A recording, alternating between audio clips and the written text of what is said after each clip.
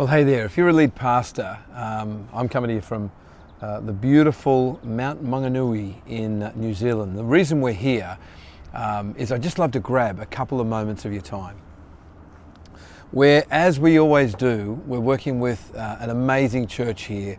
We've dedicated the rest of our lives and ministry, my wife Valerie and I, and we've been doing this for 35 years, dedicated to lead pastors like yourself. If I go back and think about our journey as lead pastors, we're both an executive pastor for 12 years and then lead pastor for 18 years. And then we've been doing this for the last 5 years and honestly can't even believe that God lets us do it. We feel so privileged. I've known, as you do in 3 decades, the good, the bad and the ugly. There are times that I just, riding high and you're just like Mondays, like woohoo! We had an incredible Sunday and everything was just brimming over.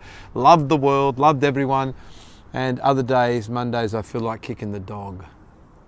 You know what I'm talking about. Hey, I know something about you, and that is we all have those kind of days. But as I've mused just over 30 years of ministry, 35 years now, I think there are three classic things that, from my own experience and I think we've done now 4,000 hours of face-to-face coaching with just some amazing lead pastors and people, executive teams around the world. There are 3 things that just come up time and time again. And they may not say it like this, but let me give them to you in a way that you might remember them. Number one, firstly, there's the disappointment gap. You say, what's that? Well, let me tell you a story. When I was really young, like in my teens, I loved sport, I was okay at school, but I knew I wasn't hitting the straps. Here's what people used to say to me: you've got so much potential. If they said it to me again, I think I was going to headbutt someone, even as a 16-year-old, because I was really tough back then.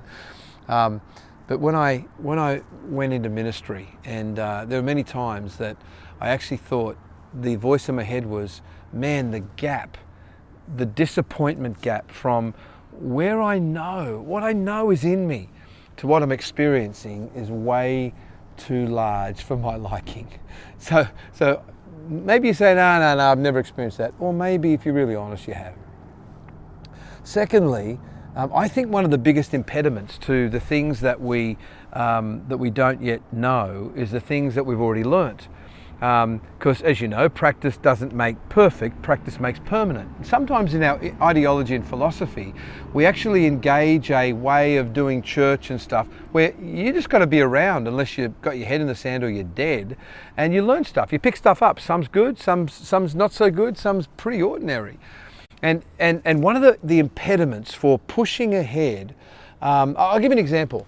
I've always had small groups in my heart, and Sunday service. It was, Sunday services were really big. It was all about Sundays. No, I do small groups as well, but my knowledge of that was kind of part knowledge. So it wasn't I didn't know anything, but there was this whole world that I now know to be true of integrating those, of a flowing, seamless pathway where guests come in and they get engaged in an on-ramp that's intuitive. In other words, they fall over in the foyer, they fall onto the on-ramp, and they're getting into life groups and teams, and the back doors closing, and you're actually seeing the traction.